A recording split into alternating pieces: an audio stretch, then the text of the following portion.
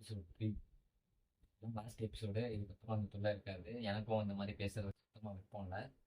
ஆரம்பிச்சாச்சு. So just முடிச்சிடலாம் அப்படின்றதுக்காக தான் அந்த எபிசோட். இதில் என்னென்னலாம் பார்க்க போகிறோம்னா, நான் ரிசைன் பண்ணுறேன்னு சொல்லிட்டேன். ரிசைனேஷன் லெட்டர் எழுதி கொடுத்தேன். அதுக்கப்புறம் நடந்த விஷயங்கள் தான் இந்த வீடியோவில் இருக்கும். என்னென்னா, ரிசைனேஷன் லெட்டர் வந்துட்டு எழுதி கொடுத்துட்டேன். அந்த மாதிரி என்னால் பார்க்க முடியல அப்படின்னு சொல்லிட்டு கொடுத்துட்டேன். அதுக்கப்புறம் ரிட்டன் டிக்கெட் போட்டு கேட்டேன். போட்டு தர முடியாதுன்னு சொல்லிட்டாங்க. 2 to 3 டைம்ஸ் ரிக்வஸ்ட் பண்ணி கேட்டேன். போட்டு தர முடியாதுன்னு சொல்லிட்டாங்க. அதுக்கப்புறம் என்ன நடந்துச்சுன்னா, அங்கே எம்டபிள்யூசி ஹோம் அப்படின்னு சொல்லிட்டு சம் என்ஜிஓஸ் இருக்கு. அது என்னன்னா, இந்த மாதிரி மிக்ரண்ட் ஒர்க்கர்ஸ் வந்து ஹெல்ப் பண்ணுற என்ஜிஓஸ் நிறையா இருக்கு. அங்கே போயிட்டு கான்டாக்ட் பண்ணி உங்களுக்கு ரிட்டன் டிக்கெட் கிளைம் பண்ணலாம் அப்படின்னு சொல்லிட்டு எம்டபிள்யூசியில் போயிட்டு அவங்ககிட்ட சொல்கிறேன். இந்த மாதிரி இப்படி இருக்குங்க அப்படின்னு சொல்லும்போது, ஓகே, ரிட்டன் டிக்கெட் வந்து கம்பல்சரி இல்லைனா போட்டு தரும், நீங்கள் போய் எம்ஓஎம்ல கம்ப்ளைண்ட் பண்ணுங்க அப்படின்னு சொல்லிட்டு அவங்க சொன்னாங்க. சொன்னதுக்கப்புறம் நான் என்ன பண்ணேன்னா, எம்ஓஎம் போகிறதுக்கு முன்னாடி கம்பெனி வந்துட்டு லீகலாக ஒரு மெயில் ஒன்று பண்ணுறேன். என்னன்னா, இந்த மாதிரி ரிட்டன் டிக்கெட் போட்டு கேட்டேன், என்னால் வேலை பார்க்க முடியலன்னு சொல்லிட்டு ரிசைன் பண்ணிட்டு ரிட்டன் டிக்கெட் போட்டு கேட்டேன். அவங்க போட்டு தர முடியாது அப்படின்னு சொல்கிறாங்க. அது மட்டும் இல்லாமல், இந்த மாதிரி ஒரு அன்ஆத்தரைஸ்ட் ஏஜென்சி மூலமாக நீங்கள் வந்துட்டு இந்தியாவிலேருந்து ஹையர் பண்ணிக்கிட்டே இருக்கீங்க. அது வந்துட்டு இல்லீகல், சிங்கப்பூரில் அப்படி அது தப்பு. நீங்கள் வந்துட்டு அதை ஒன்ஸ் ரிவ்யூ பண்ணிவிட்டு கண்டினியூ பண்ணுங்கள். ஏன்னா நான் வந்துட்டேன், நான் வந்ததுக்கப்புறம் தான் எனக்கு தெரிஞ்சு இந்த மாதிரி அந்த ஏஜென்சிக்கிட்ட வந்து லைசன்ஸ் இல்லை அப்படின்னு சொல்லிட்டு இந்த மாதிரி நிறைய ஒர்க்கர்ஸ் நிறைய பேர் வந்துட்டு இருக்காங்க. வரவங்களும் நிறைய காசு கட்டி வராங்க. இது வந்துட்டு கம்பெனி பேரை யூஸ் பண்ணி யாரோ பணம் வாங்குற மாதிரி இருக்கு அப்படின்னு சொல்லிட்டு நான் வந்துட்டு ரீசெண்டாக ஒரு மெயில் போட்டேன். அவங்க வந்துட்டு அதுக்கு எதுவுமே ரெஸ்பாண்ட் பண்ணல. அதுக்கப்புறம் நான் என்ன பண்ணேன்னா, எம்எம்ல போயிட்டு கம்ப்ளைண்ட் பண்ணிட்டேன். என்னன்னா, இந்த மாதிரி ரிட்டன் டிக்கெட் போட்டு தர மாட்டாங்க, இந்த மாதிரி ஏஜென்சி இந்த மாதிரி இது பண்ணுறாங்க, அன்ஆத்தரைஸ்ட் ஏஜென்சி மூலியமா ஆள் எடுக்கிறாங்க அப்படின்னு சொல்லிட்டு சொன்ன உடனே அவங்க என்ன சொன்னாங்கன்னா, ரிட்டன் டிக்கெட் கண்டிப்பாக எங்களால் உங்களுக்கு ஹெல்ப் பண்ண முடியும். அந்த அன்ஆத்தரைஸ்ட் ஏஜென்சி வந்துட்டு இன்வெஸ்டிகேஷன் பண்ணதுக்கப்புறம் தான் வந்துட்டு கன்க்ளூட் வர முடியும் அப்படின்னு சொல்லிட்டாங்க. ஸோ அதனால என்ன பண்ணேன்னா, ஒரு கம்ப்ளைண்ட், ஆன்லைன் கம்ப்ளைண்ட் வந்துட்டு எம்ஓஎம்ல வந்துட்டு அவங்க இன்வெஸ்டிகேஷன் ஆஃபீஸருக்கு வந்துட்டு சென்ட் பண்ணிட்டாங்க. கம்ப்ளைண்ட் கொடுத்தாங்க. கம்ப்ளைண்ட் கொடுத்ததுக்கப்புறம் நான் என்ன பண்ணுறேன், கம்பெனிக்கு வந்துட்டு இன்ஃபார்ம் பண்ணுறேன். இந்த மாதிரி நான் போய் உங்களுக்கு மெயில் பண்ண நீங்கள் எதுவுமே ரிப்ளை பண்ணல, நான் அதனால எம்ஓஎம்ல கம்ப்ளைண்ட் பண்ணிட்டேன் அப்படின்னு சொல்லிட்டு கம்பெனிக்கு வந்துட்டு ஒரு மெயில் ஒன்று போடுறேன். அதுக்கேட்ட என்ன நடக்குதுன்னா, ஃபர்ஸ்ட் போன மெயிலுக்கு அப்புறம் எனக்கு வந்துட்டு எந்த ரெஸ்பான்ஸும் இல்லை. கம்பெனி சைட்லேருந்து எந்த ரெஸ்பான்ஸும் இல்லை. உன்னை பேசுறது கூப்பிட்றாங்கன்னு சொல்லிட்டு ஒரு கால் வருது. இந்த மாதிரி அந்த ஃபர்ஸ்ட் நான் மெயில் அனுப்புனதுக்கப்புறம் நான் மெயில் அனுப்பிட்டு கொஞ்ச நேரம் வெயிட் பண்ணேன். எதுவுமே ரெஸ்பான்ஸ் இல்லை. அதுக்கப்புறம் நான் டேரெக்டாக எம்ஓஎம் போயிட்டேன். கொஞ்ச நேரம் கழிச்சு இந்த மாதிரி கால் வருது, இந்த மாதிரி பேசணும்னு சொல்லி கூப்பிட்றாங்க அப்படின்னு சொல்லி கேட்கும்போது நான் எம்ஓஎம்ல இருக்கேன் அப்படின்னு சொல்லிட்டேன்.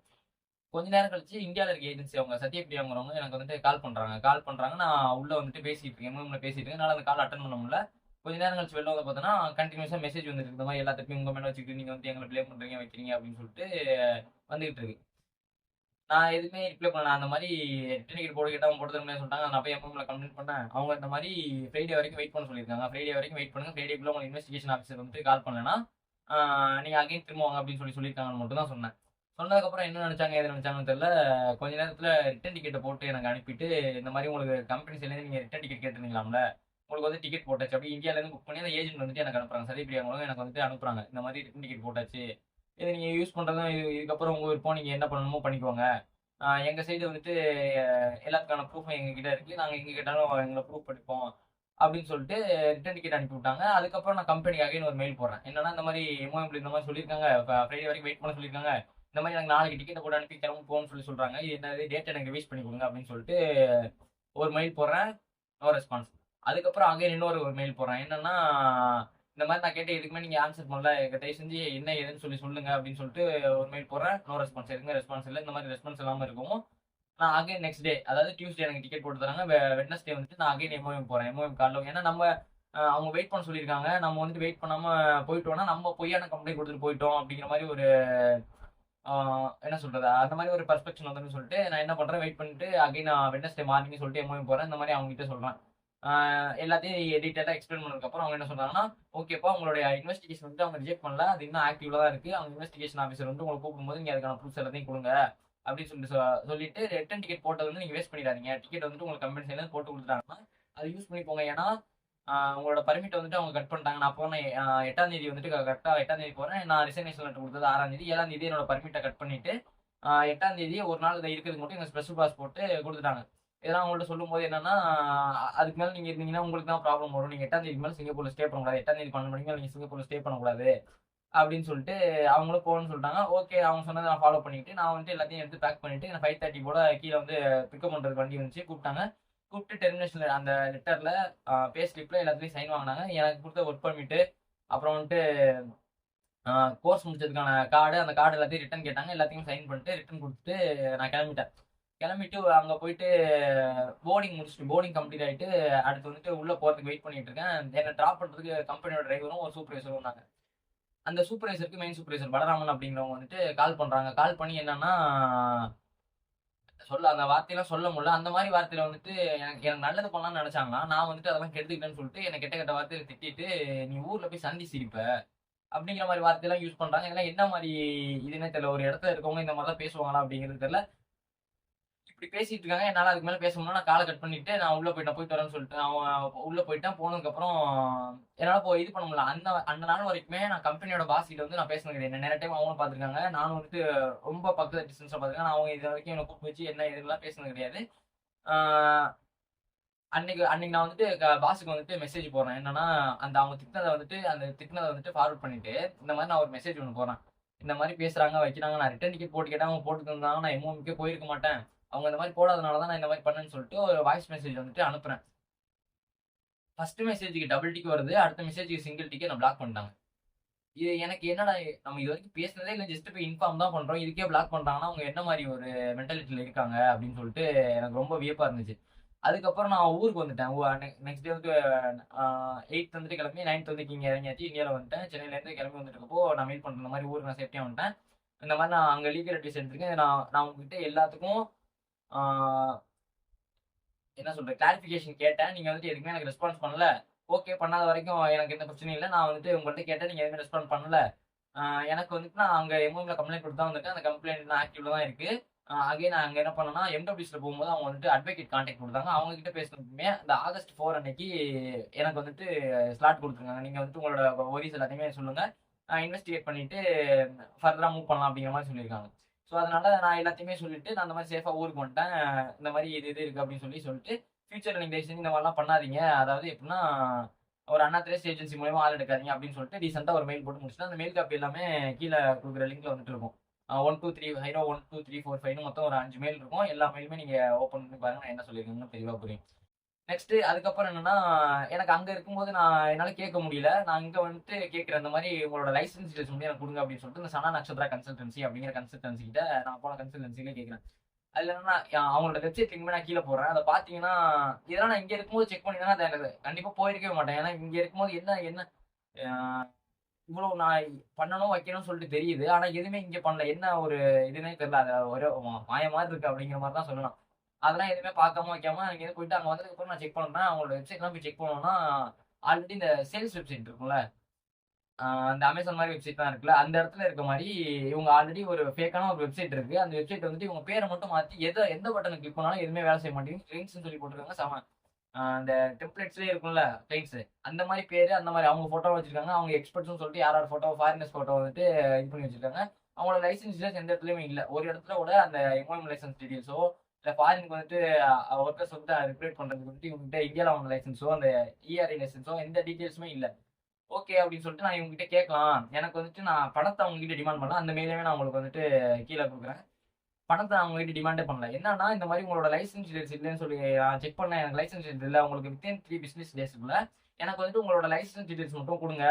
நான் வெரிஃபை பண்ணிக்கிறேன் அப்படின்னு சொல்லிட்டு கேட்டா, எனக்கு இன்ன நாள் வரைக்குமே ஒரு ரெஸ்பான்ஸ் கூட கிடையாது அவங்க சைட்ல இருந்து. அதுக்கப்புறம் என்னால இங்க வந்துட்டேன். ஆனா பணங்கிறது எனக்கு முக்கியம் தான். என்னால என்ன பண்ண முடியும் அப்படின்னு சொல்லிட்டு, அந்த ரமேஷ்ங்கிற ஏஜென்ட் இருக்காருல்ல, அவருக்கு நான் வந்துட்டு நான் வந்த டேல இருந்து கால் பண்ணிட்டு இருக்கேன். இன்ன நாள் வரைக்கும் என் கால் எடுக்கிறது இல்ல. என் நம்பர்ல இருந்து கால் பண்ணா ஒரு கால் கூட அட்டெண்ட் பண்ணது கிடையாது. அதுக்கப்புறம் என் ஃப்ரெண்ட் நம்பர்ல இருந்து கால் பண்ணேன். இந்த மாரி நான் பிஸியா இருக்கேன்ப்பா, அப்புறம் பண்றேன்னு சொல்லிட்டு கட் பண்ணிட்டாப்ல. அப்புறம் பேசல. அப்புறம் இன்னொரு ஃப்ரெண்ட் அங்க சிங்கப்பூர்ல இருக்காப்லன்னு சொல்லி சொன்னேன்ல, அவர் இவர்கிட்ட பேசி ஒரு நாள் கான்ஃபரன்ஸ் போடுறாரு. அந்த மாரி நான் உள்ளத சொல்றேன். சொல்லும்போது, அதுக்கு நாங்க என்னப்பா பண்றது? நீ போயிட்டு வந்துட்ட. நீ வேலை பார்க்க முடியாதுன்னு வந்ததுக்கு நாங்க ஒண்ணும் பண்ண முடியாது, வைக்க முடியாது. அவங்க சொல்றது என்னன்னா, அவங்க ரூ. 1.2 லட்சம் கம்பெனி செலவு பண்ணியிருக்கு அப்படின்னு சொல்லி சொன்னாங்க. நீங்க என்ட்ட இருந்து ரூ. 4.5 லட்சம் வாங்கியிருக்கீங்க. அதுக்கான விளக்கத்த தான் நான் கேட்டேனே ஒழிஞ்சு, அதுக்கான கிளாரிஃபிகேஷன் என் பணம் எங்க போணுச்சு? அதுக்கான கிளாரிஃபிகேஷன் தான் கேட்டேன். அவர் என்ன சொல்றாப்லன்னா, உங்கள வந்துட்டு மூவ் பண்ணி விட்டதுக்கு எனக்கு ஒரு $400 பக்கம் தான்ப்பா எனக்கு காசு தந்தாங்க. வேற எந்த காசும் எனக்கு தரல. உங்க இதுக்கு அதுதான் என்ட்ட முன்னாடியும் சொன்னாரு. இப்பயும் அதான் சொல்றாரு. நான் எது உண்மைங்கிறது தெரியல. நான் வந்துட்டு அமௌண்ட் ப்ரூஃப் கேட்கிறேன். ஆ அந்த அந்த ஆடியோ ரெக்கார்டுமே என்கிட்ட இருக்கு. என்னன்னா, நான் அவர்கிட்ட ப்ரூஃப் கேட்டேன். இந்த மாரி நீங்க சொல்றீங்க கம்பெனிக்கு தான் குடுத்தேன்னு. அதுக்கு யாருக்காச்சும் பணம் அனுப்பியிருப்பீங்கல்ல. அந்த டிரான்சாக்ஷன் ப்ரூஃப் எனக்கு குடுங்கன்னு சொல்லி கேட்டேன்னா, அதுக்கு நோ ரெஸ்பான்ஸ். எந்த ரெஸ்பான்ஸுமே இல்ல. இந்த மாரி பணம் வந்துட்டு எங்கெங்கேயோ போயிருக்கு. ஆனா கம்பெனிக்கு போலன்னு சொல்லி சொல்றாங்க. அப்ப என் பணம் எங்க தான் போணுச்சு? ஒருத்தவங்க கம்பெனிக்கு போணுச்சுன்னு சொல்றாங்க. இன்னொருத்தவங்க கம்பெனிக்கு போகலன்னு சொல்லி சொல்றாங்க. கம்பெனியோட அத்தாரிட்டி மேனேஜர் வந்துட்டு கம்பெனிக்கு ரூ. 1 கூட வாங்கல. எல்லா காசும் நாங்க தான் செலவு உனக்கு வாங்கி ஒன்று அங்கேருந்து கொண்டு வரதுக்கு டிக்கெட் வர மற்ற எல்லா காசுமே நாங்க தான் செலவு பண்ணணும்னு சொல்றாப்புல மேனேஜர். இங்க இருக்கவங்க என்ன சொல்றாங்க, உங்களுக்கு ஃபீஸ் பே பண்ணதுலேருந்து எல்லாத்துக்குமே நாங்க தான் பண்ணியிருக்கோம். அதெல்லாம் யாரும் சும்மா பண்ண மாட்டாங்க அப்படின்னு சொல்றாங்க இவங்க. இப்போ எதுதான் உண்மை, எனக்கு ஒரு கிளாரிஃபிகேஷன் வேணும்னு சொல்லிட்டு நான் கேட்டதுக்கு இந்த நாள் வரைக்குமே யாருமே ரெஸ்பாண்ட் பண்ணல. இந்த வீடியோ மூலியமா நான் கேட்டுக்கிறது என்னன்னா, இந்த வீடியோ உங்களுக்கு பார்த்தீங்கன்னா, தயவு செஞ்சு உங்களோட லைசன்ஸ் டீல்ஸ் எனக்கு பணம் அனுப்புனதுக்கான கிளியரான கிளாரிஃபிகேஷன குடுங்க முதல்ல. நான் உங்ககிட்ட பணத்த எனக்கு திரும்பி குடுங்கன்னு சொல்லி கேட்கல. எனக்கு கேட்கிறது கிளாரிஃபிகேஷன் ரூ. 4,50,000 நான் குடுத்துருக்கேன். அதுக்கு கிளியரான கிளாரிஃபிகேஷன் குடுங்க. இது நான் அங்க இருக்கும்போது அவங்க கிட்ட கேட்கும்போதுமே, அவங்க என்ன சொன்னாங்கன்னா, இத நான் அதாவது அவங்க சொன்னதுக்கு என்கிட்ட ரெக்கார்ட் எதுவும் இல்ல. நான் இப்ப பேசுறேன்னா பொய்யான அக்யூசேஷன் வைக்கிறேன்னு சொல்லிருவாங்க. என்னன்னா, அவங்க 2 பேருமே சொன்னாங்க, கம்பெனி சைட்ல இருந்து எதுவும் சொல்ல மாட்டாங்க. ஆனா நாங்க பே பண்ணியிருக்கோம் அப்படின்னு தான் சொல்லி சொன்னாங்க. என்ட்ட அவங்க அதாவது அந்த ஏஜென்ட் வந்துட்டு என்கிட்ட கம்பெனி சைட்ல இருந்து காசு கேட்கறாங்கன்னு சொல்லி சொன்னதுக்கு டெக்ஸ்ட் மெசேஜ் ப்ரூஃப் எல்லாம் இருக்கு. ஆனா இப்ப கேட்டதுக்கு என்ன சொல்றாங்கன்னா, இல்லவே இல்ல அப்படின்னு சொல்லிட்டு மறுக்கிறாங்க. நான் கேட்கறது ஒண்ணே ஒண்ணு தான். ரூ. 4,50,000 வாங்கியிருக்கீங்க. அவங்க அவ்வளோ பே பண்ணியிருக்கேன்னு சொல்லி சொல்லிருக்காங்க. யாரு எவ்வளோ பே பண்ணியிருக்கீங்க? என்ன ஏது? இதுக்கான விளக்கத்த மட்டும் சொல்லுங்க. 22,000 சில்ற ரூ. 22,600 பக்கம் வந்துட்டு டிக்கெட்டுக்கு ஆனுச்சு. அத தவிர மத்த அமௌண்ட் எல்லாம் எங்க போணுச்சு? அததான் நான் கேட்கிறேன். அதுக்கான எக்ஸ்ப்ளனேஷன குடுங்க. அதுக்கான எக்ஸ்ப்ளனேஷன் குடுக்க மாட்றீங்க. உங்ககிட்ட லைசென்ஸ் இருக்கான்னு கேட்டா லைசென்ஸ் இல்லன்னு சொல்லி சொல்றீங்க. இந்தியால இருந்து ஜஸ்ட் பிசினஸ் பண்ற மாரி, தமிழ்நாட்டுக்குள்ள பிசினஸ் பண்ற மாரி ஜிஎஸ்டி மட்டும் வாங்கி வச்சிருக்கீங்க. இதெல்லாம் வந்துட்டு இல்லீகலான விஷயம் தானே பண்ணிட்டு இருக்கீங்க. நான் வந்துட்டு உங்ககிட்ட ஆ எப்படி சொல்றது? விளக்கம் தானே கேட்கிறேன். இது வேற ஏதாவது உங்கள டிமாண்ட் பண்றேன்னா, வேற எதுவுமே நான் பண்ணல. இல்ல வேற ஏதாச்சும் மத்தவங்க என்கிட்ட பேசினாலும் இந்த மாரி பேசுன மாரி நான் உங்ககிட்ட வந்து பேசிட்டு இருக்கேன். அந்த மாரி நான் எதுவுமே ஜஸ்ட் பண்ணல. விளக்கம் தான் கிளாரிஃபிகேஷன் தான் கேட்கிறேன். அத குடுக்கறதுக்கே நீங்க மறுக்கிறீங்க. எனக்கு இந்த வீடியோ மூலியமா நீங்க எல்லாருமே அவேரா இருங்க. ஒன்ஸ் வந்துட்டு சிங்கப்பூர் போற மாரி இருக்கீங்க, படிச்ச வேலைக்கு போற மாரி இருக்கீங்கன்னா, தயவு செஞ்சு இதெல்லாம் செக் பண்ணிட்டு போங்க. உங்கள எ இந்தியன் ஏஜென்ட்டோ இல்ல வந்துட்டு கன்சல்டன்சியோ, ஆத்தரைஸ்டு கன்சல்டன்சியா, ஏஜென்ட்டா அப்படிங்கிறத வெரிஃபை பண்ணிட்டு போங்க. அந்த கம்பெனியோட பேக்ரவுண்டும் என்ன ஏதுன்னு சொல்லிட்டு தெளிவா செக் பண்ணிட்டு போங்க. ஏன்னா, அங்க போனதுக்கப்புறம் அவங்க இன்கேஸ் அந்த மாரி நெறைய கம்பெனிஸும் இருக்கு. ஆ வேற ஒரு ஒர்க்ல குடுத்துட்டாங்க அப்படின்னா, நீங்க போனதுக்கப்புறம் அங்க போய் பண்றது ரொம்ப கஷ்டம். மாத்தி இது பண்றது வந்துட்டு ரொம்ப கஷ்டம். ஏன்னா எனக்கு ஐபில வந்துட்டு லேபர்ன்னு சொல்லி தான் மென்ஷன் ஆகிருக்கு. எனக்கு ஆஃபீஸ் ஒர்க்ன்னு சொல்லி மென்ஷன் ஆகி வரல. எனக்கு அங்க போய் ஆஃபீஸ் ஒர்க் குடுக்காம லேபர் ஒர்க் குடுத்திருந்தாலும், நான் போய் எங்கேயுமே எதுவுமே பண்ண முடியாது. உங்க ஐபிஐல வந்துட்டு லேபர் தானே இருக்கு. நீங்க என்ன வேலை வேணாலும் லேபர்னா லேபர் வேலை தான் பார்க்கணும் அப்படின்னு சொல்லிட்டாங்கனாலும் முடிஞ்சு போச்சு. கரெக்ட்டா எல்லாத்தையுமே வெரிஃபை பண்ணிட்டு போங்க. ஆ நீங்க ஆஃபீஸ் வேலைக்கு தான் போறீங்க அப்படின்னு சொல்லி சொல்றாங்கன்னா, ஐபிஎல்ல வந்துட்டு ஆஃபீஸ் வேலை, அதுக்கான சம்பளம், இல்ல நீங்க படிச்சிருக்கீங்கன்னா எஸ் பாஸ்ல, இ பாஸ்ல உங்கள எடுக்குறாங்களா? அதுக்கு நீங்க எலிஜிபிளா? அப்படிங்கிற எல்லாத்தையும் நீங்க பார்த்துட்டு ப்ரொசீட் பண்ணுங்க. கொஞ்சம் வந்துட்டு நிதானமா போங்க. அவ்வளோதான் அ எல்லாருக்குமே சொல்லிக்கிற ஒரு அட்வைஸ் இதுலேருந்து.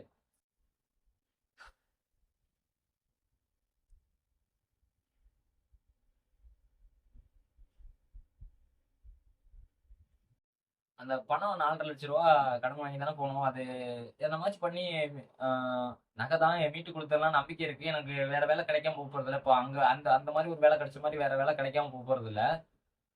இருந்தாலும் ஒரு ஏமாற்றம், இவ்வளோ படிச்சிருக்கோம், இந்த மாரி இருக்கோம், வைக்கிறோம், இவ்வளோ விவரம் தெரியுது. ஆனா நம்ம ஏன் இப்படி போய் இது பண்ணிட்டோம்?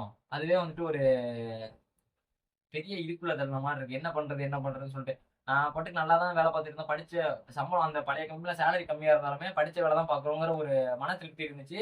ஓகே, இந்த எக்ஸ்பீரியன்ஸ் நமக்கு எங்க போனாலும் யூஸ் ஆகும் அப்படிங்கிற ஒரு நம்பிக்கை இருந்துச்சு. இப்போ வந்துட்டு என்னன்னா, அங்க ஒரு 2 மந்த்ஸ் தான் போச்சு. அத நான் பெருசா டைம் போனத பத்தி நான் பெருசா இது பண்ணல. 2 மந்த்ஸ் போச்சு, வேற எதுலயோ போயிடுச்சு அப்படின்னு சொல்லிட்டு கூட யோசிச்சுக்கலாம் அப்படின்னு வச்சுக்கோங்களேன். இந்த மாரி ஒரு ஃபினான்ஷியலாவுமே ரொம்ப பெரிய செட்பேக்கு. அதே மாரி மென்டலாவுமே ரொம்ப பெரிய செட்பேக். என்னால வேற அடுத்த கட்டத்த யோசிக்க முடியல. ஆ எப்படி சொல்றது? ஓப்பனா சொல்லணும்னா தூக்கம் வர மாட்டேங்குது. அந்த கண்டிஷன்ல தான் நான் இருக்கனே. ஆ வேற எதுனா பண்ணணுங்கிற ஒரு ஈகர்னஸ் இருக்கு. அந்த ஈகர்னஸ்னால தான் நான் இந்த யூடியூப் சேனல் எல்லாமே ஆரம்பிச்சு இது பண்ணிட்டு இருக்கேன். ஸோ உங்களால முடிஞ்ச சப்போர்ட்ட குடுங்க. இந்த வீடியோ மேக்ஸிமம் ஷேர் பண்ணுங்க. ஆ எல்லாரையும் அவேரா இருங்க. இந்த மாரி இத நான் எப்படி சொல்றது? ஸ்கேமர்லாம் சொல்லல. நீங்களா போயிட்டு ஆ இந்த மாரி ஒரு குழிக்குள்ள வந்து விழுந்துறாதீங்க. அவ்வளோதான் நான் சொல்லுவேன். ஏன் இப்போ நார்மலா வேற வேலைக்கு உங்கள்ட்ட இந்த மேனேஜ்மென்ட்ல வேற வேலைக்கு போறாங்க, இவ்வளோ பணம் கட்டி போறாங்கங்கிறது சுத்தமா வேற. உங்ககிட்ட நீங்க இந்த மாரி படிச்ச வேலைக்கு போறீங்க, இல்ல வந்து படிக்கிறவன் தான் பார்க்கக்கூடிய வேலைக்கு தான் அந்த மாரி தான் சொல்லி போறீங்கன்னா, தயவு செஞ்சு அத ஃபுல் அண்ட் ஃபுல் வெரிஃபை பண்ணிட்டு, ஆ பணம் பே பண்ற மாரி இருந்துச்சுன்னா பண்ணுங்க. சிங்கப்பூர் ரூல் படி 2 மாச சம்பளத்த தான் ஏஜென்ட் ஃபீயா வாங்கணும். உங்க ஐபிஎல்ல எவ்வளோ 2 மாச சம்பளம், அது 1 மாசத்துக்கு சம்பளம் வந்து ஐபிஎல்ல மென்ஷன் ஆயிருக்கும். அந்த சம்பளத்துல 2 இயர்ஸ் அதாவது 2 மாச சம்பளத்த தான் அவங்க வந்துட்டு ஏஜென்ட் ஃபீஸா வாங்கணும். அத விட அதிகமா சொல்றாங்கன்னா, ஏன் எதுக்குன்னு சொல்லிட்டு கேளுங்க.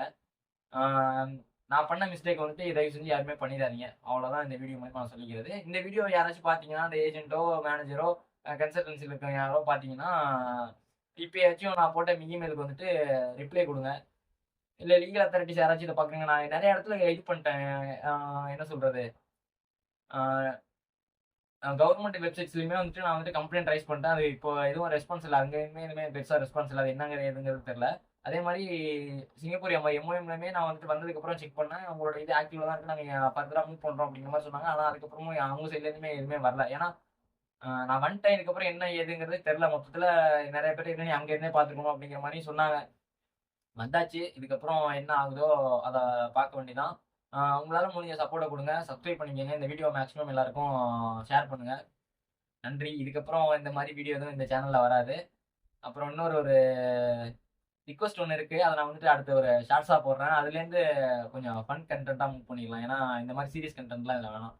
ஓகே. நன்றி. பாய்.